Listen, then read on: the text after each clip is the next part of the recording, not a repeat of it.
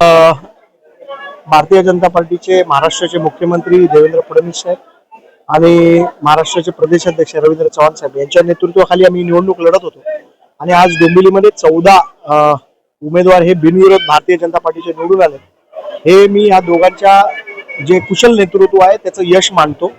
आणि माझ्या प्रभागात देखील आम्ही 3 लोक बिनविरोध निवडून आले। आमची एक ताई जी आहे निवडणूक लढते ती देखील मोठ्या मताधिक्याने निवडून येईल अशी अपेक्षा आम्हाला आहे आणि मतदार राजावरती आम्हाला भरोसा आहे आणि आम्ही केलेलं जे काम आहे गेल्या अनेक वर्षापासून त्याचं यश भारतीय जनता पार्टीला नक्कीच मिळेल अशी अपेक्षा आम्हाला आहे। त्यांचा जो विश्वास भारतीय जनता पार्टीवर गेल्या 10 वर्षापासून या भागामध्ये आहे आणि भारतीय जनता पार्टीचा बालेकिल्ला समजला जातो डोंबिवली शहर,